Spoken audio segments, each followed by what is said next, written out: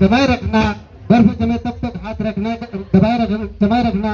आमंत्रित करता हूँ हमारे नव कार्यकारिणी अध्यक्ष महोदय सम्मानित श्रीमान गौतमलाल जी भिंडोर साहब को कि आप शब्द सुंदर से हमें मार्गदर्शित करें, सुशोभित करें। आप सबसे कृपया बैठ जाइए प्लीज।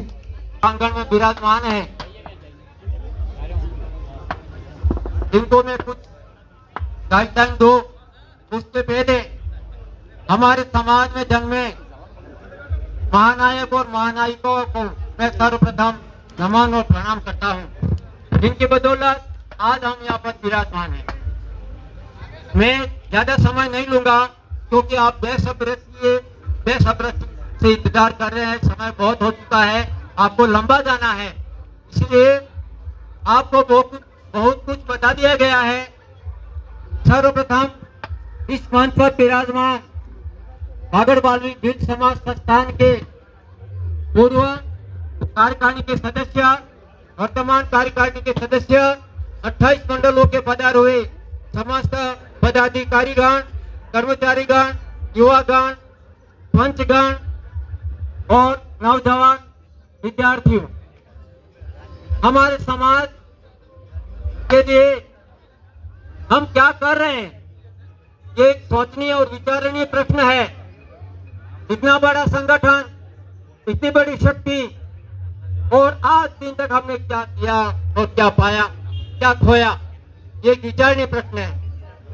आप इसके ऊपर मंथन करेंगे, हम गाइडलाइन जरूर देंगे, आपका साथ सहयोग मिलेगा तो जरूर हम अपने आप में जो युवा कार्यकारिणी बनी है वो आश्वस्त करते हैं कि हम अपने काम में खड़े उतरेंगे। कोई भी व्यक्ति जीवन में पूर्ण नहीं होता है, लेकिन हम प्रयास जरूर करेंगे और आगे बढ़ने की कोशिश करेंगे। अगर हम सारे काम कर लेंगे तो फिर समाज जब तक रहेगा तब तक कार्य तो रहेंगे ही रहेंगे। तो आने वाले समय के लिए जैसा जैसा समय आएगा, जो कार्यकारिणी बनेगी वह उस वक्त के लिए वह काम उस प्रकार से करती रहेगी। लेकिन वर्तमान समय में जो हमारे सामने समस्या है, जो कार्य है, वह काम करने के लिए हम सजग रहेंगे, सावधान रहेंगे, प्रयास करेंगे, कोशिश करेंगे। आपके सहयोग से, आपका जितना सहयोग मिलेगा उतना हम काम कर पाएंगे। सबसे बड़ी बात, हमारे समाज के लिए हम पिछड़े क्यों हैं, अभी तक आगे क्यों नहीं बढ़े। हमारे साथियों ने कहा था देश के अंदर 131 सांसद हैं, सरपंच से लगा करके सांसद तक हमारे पद रिजर्वेशन है अनुसूची 5 और अनुसूची 6 के एरिया में। अनुसूची 5 संविधान के अंदर लिखा हुआ है, लेकिन लागू नहीं है, इम्प्लीमेंट नहीं है। इम्प्लीमेंट न होने से, लागू न होने से आज हमारी ये स्थितियां बनी हुई है।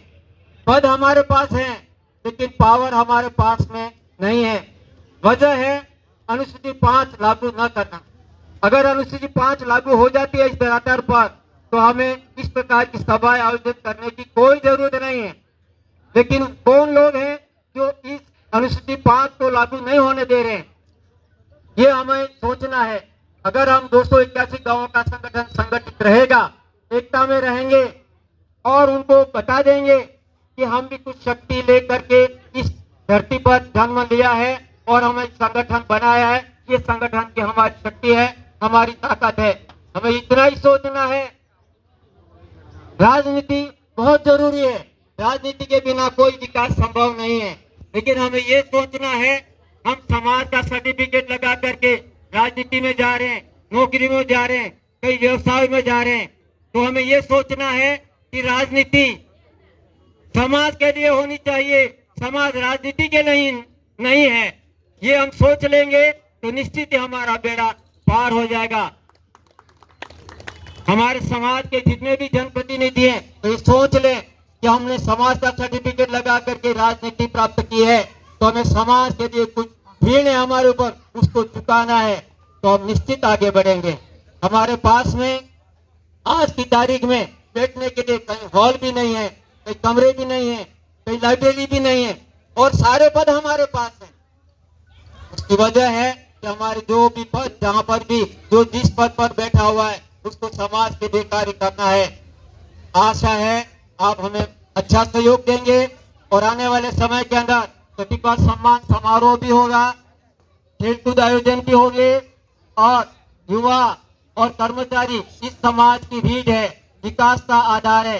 जब तक युवा शक्ति इस समाज के साथ में, इस संगठन के साथ में नहीं जुड़ती है, तब तक बूढ़ा व्यक्ति कितना कम काम कर पाएगा।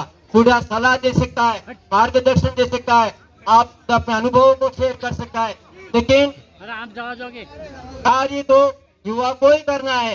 इसलिए युवा कर्मचारी, युवा और कर्मचारियों का संगठन आज ही हो जाए और सारे मंडलों का सहयोग लेकर के आज ही कार्य दोनों पद सृजित करके कार्यकारिणी दोनों बना करके यहाँ से विसर्जित होंगे।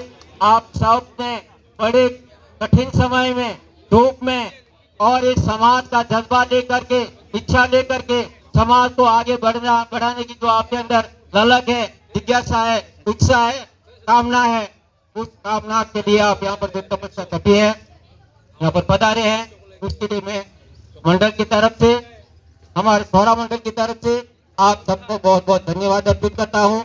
उसी के साथ में मैं अपनी बात को यही विराम देता हूँ। जय समाज, जय संविधान।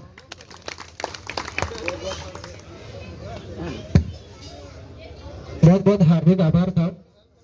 और अंतिम हमारे जो वक्ता है, हमारे समाज के संरक्षक कह सकते हैं और राजनीति के पूर्व धुरंधर जो हमारे में